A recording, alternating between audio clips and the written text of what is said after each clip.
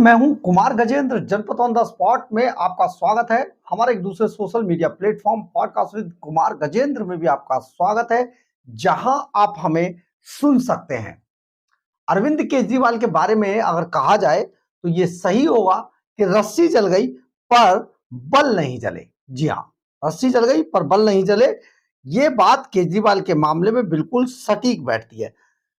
दरअसल है क्या कि शराब घोटाले से जुड़े एक मामले के अंदर जो मनी लॉन्ड्रिंग से जुड़ा है, उसमें आज अरविंद केजरीवाल की कोर्ट के अंदर तारीख थी, लेकिन केजरीवाल कोर्ट में पेश नहीं हुए।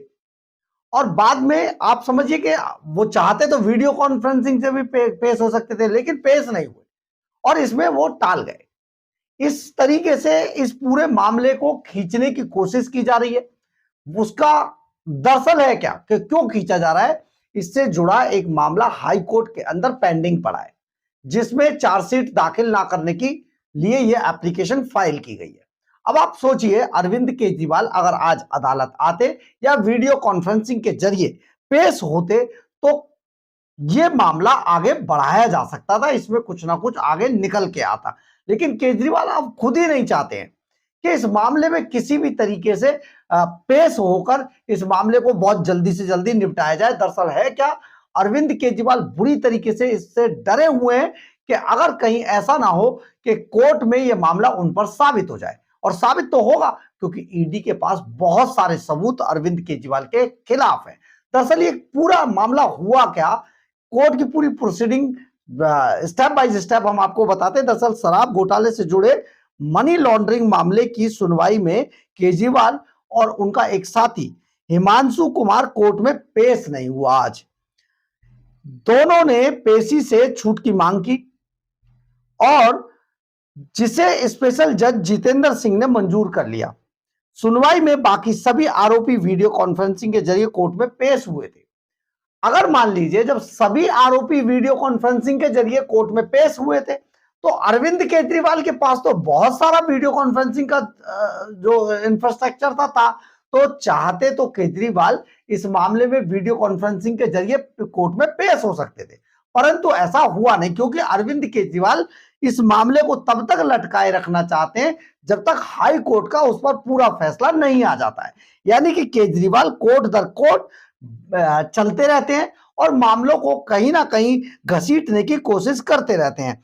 तो ये सारा कॉन्फ्रेंसिंग के जरिए, जब ये सब वीडियो कॉन्फ्रेंसिंग से चल ही रहा था, तो आप भी पेश हो जाते, लेकिन पेश होने में उन्हें दिक्कत थी, क्योंकि अभी रस्सी जली है, बल अभी बाकी है। बल अभी निकलेगा जब पंजाब का चुनाव हारेंगे, और इसके बाद जब सत्ता से बिल्कुल बाहर हो जाएंगे, सुना सुना हो जाएगा, तब यही अरविंद केजरीवाल आपको हर तीसरे दिन कोर्ट कचहरियों के अंदर खड़े हुए दिखाई देंगे। क्योंकि इतना बड़ा भ्रष्टाचार का मामला आज तक भारत के इतिहास में, तो कम से कम स्वतंत्र भारत में, लोकतंत्र के इतिहास में कभी नहीं हुआ है जितना बड़ा भ्रष्टाचारी ये अरविंद केजरीवाल एंड कंपनी निकली है। कोर्ट ने अब मामले की अगली सुनवाई 12 दिसंबर तक तय कर दिया। 12 दिसंबर को अभी इसकी केस की सुनवाई होगी। इस केस में पहले ही दो बड़े नाम शरद चंद्र रेड्डी और राघव मंगूटा रेड्डी सरकारी गवाह बन चुके हैं। ये पूरा मामला अरविंद केजरीवाल, मनीष सिसोदिया और संजय सिंह, इन सब से जुड़ा हुआ है। और इस मामले में, क्योंकि इसमें जितने भी गवाह थे, जितने भी लोग थे, उनमें से मंगूटा रेड्डी एंड कंपनी जो है वो सरकारी गवाह बन चुकी है और पूरी केस की कहानी इन्हीं लोगों ने बताई है। अब इस केस में पहले ही दो बड़े नाम शरद चंद्र रेड्डी और राघव मंगूटा रेड्डी सरकारी गवाह बन चुके हैं, जिसमें ट्रायल कोर्ट के उस आदेश को चुनौती दी गई है जिसके तहत आरोपियों को दस्तावेज देने का निर्देश दिया गया था। यह मामला जो हम बता रहे थे आपको कि हाई कोर्ट के अंदर एक मामला, इनका एक एप्लीकेशन पेंडिंग पड़ी है, एक मामला पेंडिंग है, वो अभी आना है। उसमें ट्रायल कोर्ट के उस आदेश को चुनौती दी गई, मतलब जो ट्रायल कोर्ट ने जो आदेश दिया था उसको चुनौती दी गई, क्योंकि ट्रायल कोर्ट ने इनके मामले में कह दिया था भैया चार्जशीट पेश कर दो। अगर चार्जशीट पेश हो जाती तो अरविंद केजरीवाल अगले ही दिन जेल चले जाएं, मतलब वो फंसे हुए हैं, उन्हें भी पता है कि फंसे हुए। फिर इससे बचने के लिए Kejriwal and company high court भागे और हाई कोर्ट में उसने ये एप्लीकेशन लगाई, ये पिटीशन फाइल की कि हमें बचाया जाए, अभी ये चार्जशीट जो है फाइल ना की जाए, ये गलत तरीके से फाइल की जा रही है। अब ये मामला अभी तक पेंडिंग है। इस केस के अंदर ट्रायल कोर्ट के उस आदेश को चुनौती दी गई है जिसके तहत आरोपियों को दस्तावेज देने का निर्देश दिया गया था। हाई कोर्ट में इस पर 10 दिसंबर को सुनवाई होनी है, यानी कि 10 दिसंबर को इस पर सुनवाई होगी और 12 दिसंबर को इस वाले मामले में ट्रायल कोर्ट के अंदर इनकी सुनवाई होनी है। अब यह सारा मामला अरविंद केजरीवाल को पता है कि उनके गले की फांस बन सकता है, क्योंकि वो भी जानते हैं कि वो घोटाला तो उन्होंने किया है और वो ये भी जानते हैं कि ईडी के पास जितने सबूत हैं, ईडी सीबीआई के पास, वो बहुत ज्यादा पर्याप्त है, यानी कि उनके गले में ये फंदा पड़ेगा ही पड़ेगा। तो इसके लिए अरविंद केजरीवाल एंड कंपनी इस मामले को लगातार टालने की कोशिश करते रहे हैं। दरअसल ईडी ने 17 मई को 7वीं पूरक चार्जशीट दाखिल की थी, जिसमें आप और अरविंद केजरीवाल की आरोपी, जिसमें आम आदमी पार्टी को और अरविंद केजरीवाल दोनों को आरोपी बनाया गया था इस चार्जशीट के अंदर। इसी से अरविंद केजरीवाल बुरी तरीके से डर गए, क्योंकि एक तो उनकी पार्टी भी चली जाएगी, जो 45 करोड़ रुपया इन्होंने रिश्वत में लिया और वो 45 करोड़ रुपया गोवा चुनाव में भेजा था, उसमें आम आदमी पार्टी के खाते में उस पैसे को डाला गया और आम आदमी पार्टी के चुनाव पर गोवा में उस पैसे को 45 करोड़ रुपए को खर्च किया गया था।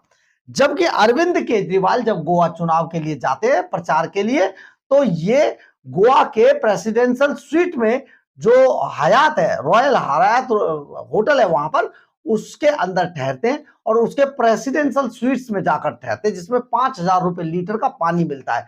और इस पानी को पीने का जो पैसा है, यानी कि हयात होटल के रॉयल स्वीट्स में जो ठहर रहे थे, प्रेसिडेंशियल स्वीट्स में जो ठहर रहे थे, उसका पूरा पैसा एक जो हवाला व्यापारी था उसने पे किया था। तो अरविंद केजरीवाल इसमें बुरी तरीके से फंसे हुए। अब उसमें ये सीधे सीधे फंसते हुए उस मामले में अगर चार्जशीट दाखिल होती है तो अरविंद केजरीवाल और आम आदमी पार्टी दोनों फंस जाते हैं। इसके लिए वो इसे कहीं ना कहीं लेट करने की कोशिश कर रहे हैं। 21 मार्च को ईडी ने अरविंद केजरीवाल को गिरफ्तार किया था। इस मामले में सुप्रीम कोर्ट ने 10 मई को केजरीवाल को अंतरिम जमानत दे दी थी। ये पूरी टाइमलाइन हम आपको बता रहे हैं। 10 मई को केजरीवाल को अंतरिम जमानत दे दी। 1 जून को अंतरिम जमानत खत्म होने के बाद केजरीवाल ने 2 जून 2024 को सरेंडर कर दिया था। जबकि पूरे चुनाव के अंदर ये जनता से, दिल्ली की जनता से हाथ जोड़ जोड़कर ये भी, मैडम सीएम भी और दूसरे नेता भी ये हाथ जोड़ जोड़कर मांग रहे थे, आप हमें जेल जाने से आप ही बचा सकते हैं, हमें बचा लीजिए और हमें वोट दे दीजिए। लेकिन दिल्ली की जनता ने जो भ्रष्टाचार इन्होंने किया था, दिल्ली को कूड़ा घर बनाकर रख दिया था, इसलिए दिल्ली की जनता ने इन्हें माफ नहीं किया, इन्हें वोट नहीं दिए, इनकी पार्टी का सुपड़ा साफ हो गया। इसके बाद अरविंद केजरीवाल मुंह छिपाते हुए भाग गए पंजाब। अब पंजाब में रहते हुए अब ये कोर्ट में पेश नहीं होना चाह रहे। 26 जून को सीबीआई ने केजरीवाल को गिरफ्तार किया, लेकिन 13 सितंबर को सुप्रीम कोर्ट ने उन्हें नियमित जमानत दे दी। अब ये जमानत मिलने के बाद से अरविंद केजरीवाल बाहर है और ढिंडोरा ऐसा पीटते हैं जैसे ये बरी हो गए थे, जबकि ये जमानत पर है। कब जमानत हुई इनको?